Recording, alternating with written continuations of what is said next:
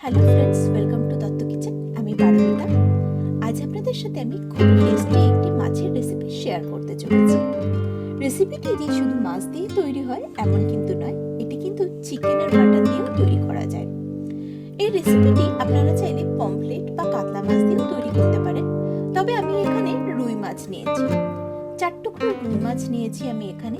দিয়ে দিলাম নুন, হলুদ আর দিয়ে দিচ্ছি পাতিলেবুর রস। এই সমস্ত কিছু দিয়ে আমাদের এই মাছগুলিকে খুব ভালো করে মাখিয়ে আমি 20 মিনিটের জন্য ম্যারিনেট করতে রেখে দেব।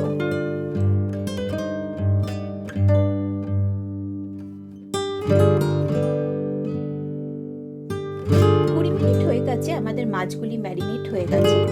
এবার আমি একটি গ্যাসে কড়া বসিয়ে গরম করে তার মধ্যে দিয়ে দিলাম 2 টেবিল স্পুন ঘি, আর এর মধ্যে আমি দিয়ে দেব পরিমাণ মতো তেল। আপনারা চাইলে পুরো রেসিপিটি ঘি দিয়ে বানাতে পারেন। দেখুন আমাদের তেলটা গরম হয়ে গেছে। এর মধ্যে দিয়ে দিচ্ছি একটি বড় সাইজের পেঁয়াজ কুচি।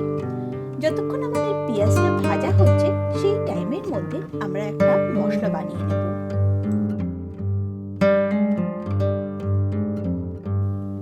একটি বাটির মধ্যে দিয়ে দিচ্ছি 1 টিস্পুন ধনে বাটা, 1 টিস্পুন জিরে বাটা,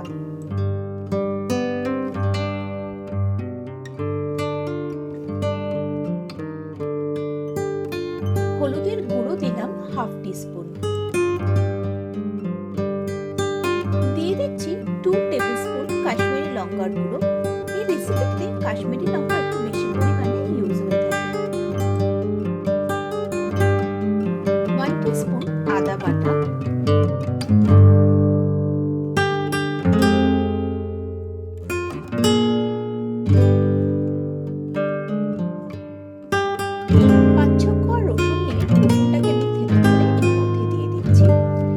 সামান্য একটু জল দিয়ে সমস্ত মশলাগুলিকে একসাথে খুব ভালো করে মিশিয়ে নেব।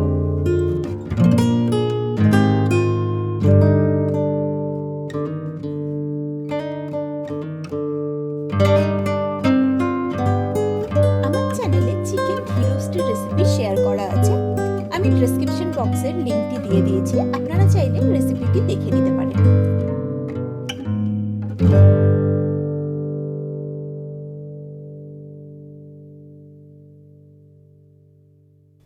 আমাদের পেঁয়াজটিও ভাজা হয়ে এসছে, পেঁয়াজের কালার চেঞ্জ হতে আরম্ভ করেছে।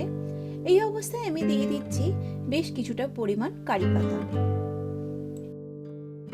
পেঁয়াজ আর কারি পাতাকে একসাথে আমি বেশ কিছুক্ষণ ভেজে নেব।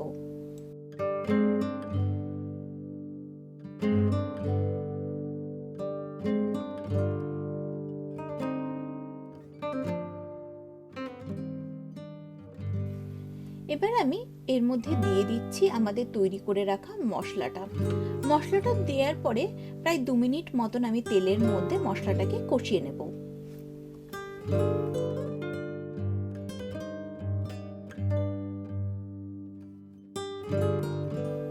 আমাদের ম্যারিনেট করে রাখা মাছগুলিকে এবার আমি দিয়ে দিলাম, আর মাছের গায়ে যাতে মশলাটা খুব ভালোভাবে লেগে যায় ওই জন্য আমি মাছগুলিকে একটু উল্টে পাল্টে নিচ্ছি।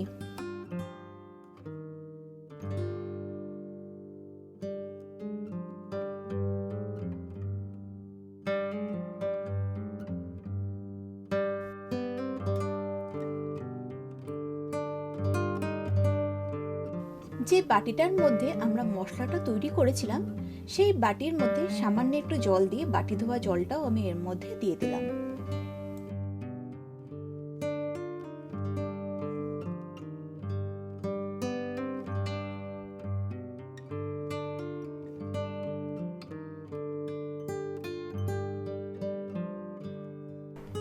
দিয়ে দিচ্ছি স্বাদ অনুযায়ী নুন। এবার আমি মাছটাকে কভার করে লো ফ্লেমে 10 থেকে 12 মিনিট তৈরি করে নেব। 12 মিনিট হয়ে গেছে, এবার একটু কভারটা তুলে আমরা চেক করে নিই। দেখুন মাছটা আমাদের এক সাইডটা খুব ভালো করে কুক হয়ে গেছে। আমি খুন্তির সাহায্যে মাছগুলিকে আবার একটু উল্টে দিচ্ছি যাতে অপোজিট সাইডটা খুব ভালো করে কুক হয়ে যায়। এবার এই মাছের মধ্যে আমি অ্যাড করব তেঁতুল গোলা জল। আমি 1/2 কাপ জলের মধ্যে পাকা তেঁতুল গুলে রেখেছিলাম, তারপর সেই জলটাকে আমি ছাঁকনির সাহায্যে ছেঁকে নিয়েছি। সেই তেঁতুল গোলা জলটা আমি মাছের মধ্যে দিয়ে দিচ্ছি। আর টকটাকে ব্যালেন্স করার জন্য এখানে সামান্য একটু চিনি আমি দিয়ে দিলাম।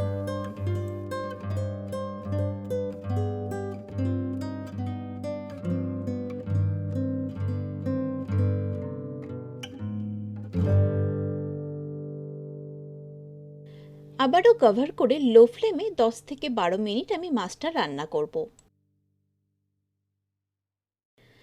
12 মিনিট পর কভার খুলে একটু চেক করে নিচ্ছি। দেখুন মাছটা আমাদের একদম তৈরি হয়ে গেছে।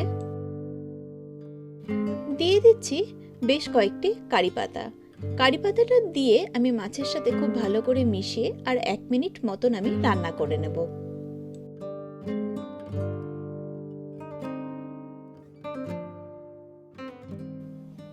তৈরি আমাদের ফিশ ঘি রোস্ট। আপনারা এই রেসিপিটি যেমন ভাত বা পোলাওয়ের সাথে খেতে পারেন, চাইলে সন্ধ্যেবেলা আড্ডা দিতে দিতেও কিন্তু আপনারা রেসিপিটি ট্রাই করতে পারেন।